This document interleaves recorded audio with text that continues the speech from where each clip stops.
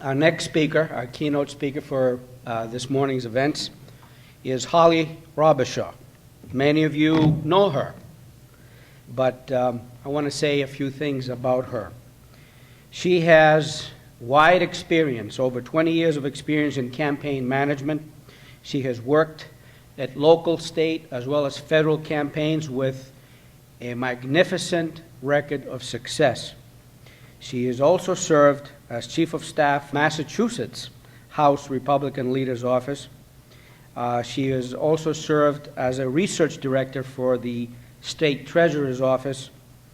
And for over 10 years now, she is the owner of her own consulting political company who has successfully worked on a myriad of successful campaigns in Massachusetts. In addition to that, if that was not enough, in 1988, Holly was elected to the Massachusetts Republican State Committee, and what is interesting about that is that she unseated a 20-year incumbent to do it, and by doing so, became the youngest woman, and I say woman because that's as far as my knowledge takes me, could be the youngest person, male or female, that had held that seat. She is currently serving as a Republican analyst and political consultant to many, many, many media outlets locally and nationwide, and she is known here locally, writing for the Boston Herald as the lone Republican. But I can assure her, although she may be the lone Republican, she is not alone in being a Republican. Holly Robichaud.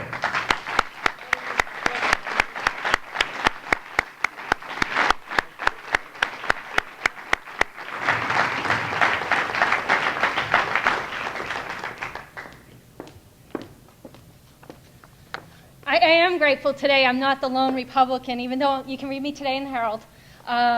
Thank you for having me here. Barry, thanks so much for inviting me. This is the first time I've been a keynote speaker anyplace, so, but I have to tell you, the last time, actually I was a keynote speaker, I'm sorry. Last time was last March, and the person that introduced me went on to become the vice presidential nominee of the United States, Governor Sarah Palin. So, you know, you never know what's going to happen. That is impossible. I'm an immigrant. But I was actually the keynote speaker because at that point I was the new person in the state. You know, you go up to Alaska and they go, oh, look, new person. There's not too many people that go up there during the month of March.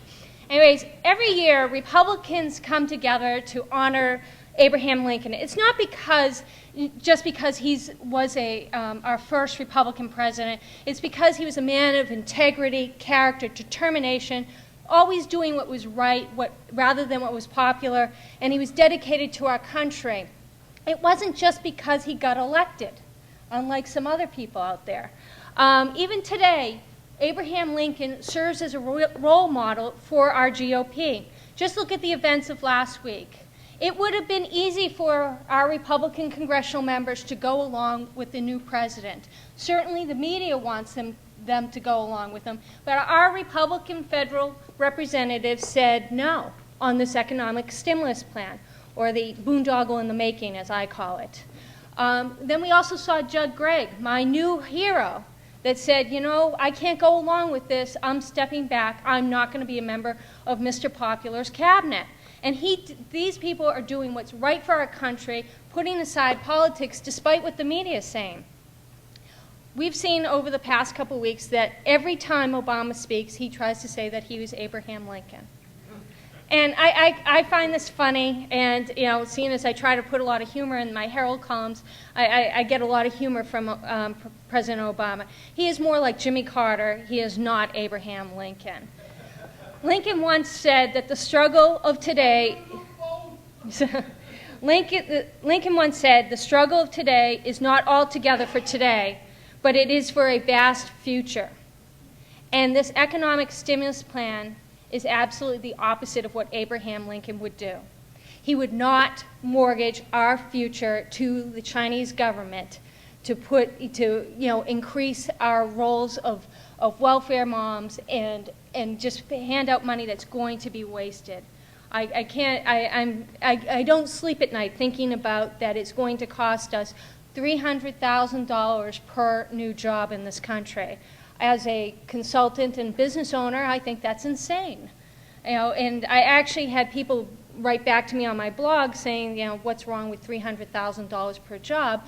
And I figured that must have been the guy that works for the Democratic State Committee. Lincoln put everything on the line for the future of our country. It cost him his life. But at the end of the game, failure for him with, ending slavery and preserving the Union, failure was not an option. And here's where it comes in for Massachusetts. Here, as Republicans in Massachusetts, failure is not an option. We have had some tough times, but we're going to recover from this. And for the last 2+ years, we have seen that the Democrats control everything. They don't have us Republicans anymore to blame. They control the governor's office. They control every constitutional office. They control all of our federal offices. They control the legislature. Every aspect of government here in Massachusetts, they control. It's not our fault. And look at what they've done. They've been allowed to run amok. We have going into next year, we have a $4 billion deficit that we are going to be facing. We gave $1 billion away to the biotech industry when Deval Patrick knew we are facing these hard economic times. We are the most indebted state in the entire country. We have hired 2,000 more employees during these hard economic times. You can't even get your license renewal. The RMV will no longer send you a notice that your license is going to expire. It's just crazy. And then let's just talk, the property taxes that were supposed to go down. That was the biggest lie that's ever been portrayed on the people of Massachusetts, is I'm going to cut your property taxes. And instead of that, what we've got is a plan to raise our tolls. They threw out $7 so that people would say, well, get a gas tax. They throw out a very huge number for gas. They're going to come back, and I guarantee you, with a 15-cent gas tax increase, and they're not going to take down those toll booths. So eventually they'll raise both. So watch out for that. We have an attorney general that spends her time carving pumpkins instead of doing her job. She is the person, our law and order person, and yet she's got campaign accounts that she will not disclose. We have a Senate president who just turned a blind eye to Jim Marzilli, who didn't hold a committee hearing, but was allowed to continue to collect his pay as a committee chairman. She barely decided to speak out against Diane Wilkerson, yet she has $28,000 in legal fees, which is more than Sal DeMacy, who just had to resign under a cloud of suspicion. These things are just crazy. Deval Patrick, who endorsed Diane Wilkerson because he was a change type of guy, he was going to be the most ethical, governor of Massachusetts. It just blows my mind. And the best part about this is because I write for the Boston Herald, so I don't have to make up stuff about the Democrats. They give it to me all the time. And when I first started writing the Herald column, the first 3 columns, the governor's office called to complain. And the first complaint was, why isn't there a lone Democrat? And the Herald, I think they're still laughing over there, trying to explain it to the governor's office that there are a lot of Democrats and there are very few Republicans. That's why it's the lone. And they were kind of incensed. So after the 3rd call from the governor's office complaining about what I was writing, the Herald called me and said, we should give him some kind of response. And what would you like us to say to the governor on your behalf? And I said, I got a response for the governor. If he doesn't do anything stupid, I have nothing to write about. At that point, the Herald goes, we'll take that under advisement. But looking forward, as a Republican, I do a lot of campaigns all around the country.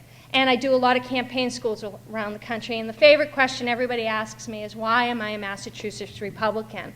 And I said, for 2 reasons. One, I am not having a good day unless I'm making a Democrat miserable, so it makes sense to be in Massachusetts. And 2, I am nothing but an optimist. And here at home, I am totally optimistic about our chances in making sure that we come back in 2010. We can come back in 2010.